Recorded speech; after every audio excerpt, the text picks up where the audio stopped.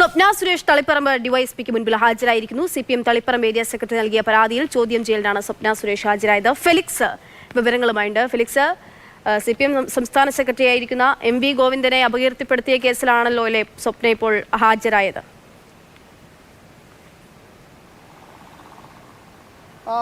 സ്വപ്ന സുരേഷ് തന്നെ ഫേസ്ബുക്കിൽ ഒരു വെളിപ്പെടുത്തൽ നടത്തിയിരുന്നു. അതായത് വിജേഷ് പിള്ള എന്ന കണ്ണൂരുകാരൻ തന്നോട് പറഞ്ഞു, MV ഗോവിന്ദൻ ഒരു 30 കോടി വാഗ്ദാനം ചെയ്തിട്ടുണ്ട്. മുഖ്യമന്ത്രിക്കും മുഖ്യമന്ത്രിയുടെ കുടുംബത്തിനുമെതിരെ ആരോപണം പിൻവലിച്ചാൽ 30 കോടി രൂപ നൽകും, അല്ലാത്ത പക്ഷം അപായപ്പെടുത്തും സ്വപ്ന സുരേഷിനെ എന്ന വെളിപ്പെടുത്തൽ വിജേഷ് തന്നോട് നടത്തിയെന്നതായിരുന്നു സ്വപ്ന സുരേഷ് ഫേസ്ബുക്ക് ലൈവിൽ വ്യക്തമാക്കിയത്. അതുമായി ബന്ധപ്പെട്ട് അപ്പോൾ തന്നെ CPM സംസ്ഥാന സെക്രട്ടറി MV ഗോവിന്ദൻ തന്നെ അപകീർത്തിപ്പെടുത്താൻ ശ്രമിച്ചു എന്ന പരാതി മാനനഷ്ട കേസ് കോടതിയിൽ നൽകിയിരുന്നു. അതിന് തൊട്ട് പിന്നാലെയാണ് ഗോവിന്ദ മാഷിൻ്റെ മണ്ഡലത്തിൽ നിന്നുള്ള CPMൻ്റെ ഏരിയ സെക്രട്ടറി K സന്തോഷ് പോലീസിൽ ഇത് സംബന്ധിച്ചൊരു പരാതി നൽകി. ആ പരാതിയിൽ പറയുന്നത് മുഖ്യമന്ത്രിയെയും MV ഗോവിന്ദനെയും അപകീർത്തിപ്പെടുത്താൻ സ്വപ്ന സുരേഷ് വിജേഷ് പിള്ളയുമായി ഒരു ഗൂഢാലോചന നടത്തി.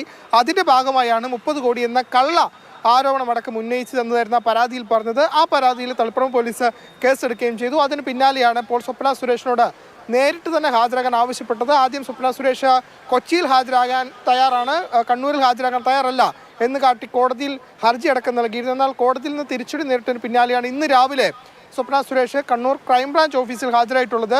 തളിപ്പറമ്പ് പയ്യന്നൂർ DYSPമാർ, ഒപ്പം തന്നെ കണ്ണൂർ ACP രക്തകുമാർ എന്നിവരുടെ നേതൃത്വത്തിലാണ് ഈ ചോദ്യം ചെയ്യൽ നടക്കുന്നത്. അതായത് ഈ പരാതിയിൽ പറയുന്നത് ഇങ്ങനെ ഒരു ഗൂഢാലോചന നടത്തിയ ഉദ്ദേശം MV ഗോവിന്ദനെയും മുഖ്യമന്ത്രിയെയും അപകീർത്തിപ്പെടുത്തുകയാണ്. മാത്രമല്ല അതിനുശേഷം വലിയ രീതിയിലുള്ള സംഘർഷങ്ങളടക്കം കേരളത്തിൽ നടന്നു. അതായത് ഈ വെളിപ്പെടുത്തൽ അതിനെ വലിയ ആരോപണമായി കണ്ടുകൊണ്ട് UDF അടക്കം വലിയ പ്രതിഷേധത്തിലേക്ക് കാര്യങ്ങൾ പോയി. അങ്ങനെ ഒരു കലാപാഹ്വാനം അടക്കം സ്വപ്ന സുരേഷ് നടത്തിയെന്നതായിരുന്നു ആ പരാതിയിൽ പറയുന്നത്. ആ പരാതിയുടെ അടിസ്ഥാനത്തിലാണ് ഇപ്പോൾ സ്വപ്നയെ വിശദമായി ചോദ്യം ചെയ്യുന്നത്. ശരി, ഫെലിക്സ് ആണ് വിവരങ്ങൾ നൽകിയത്.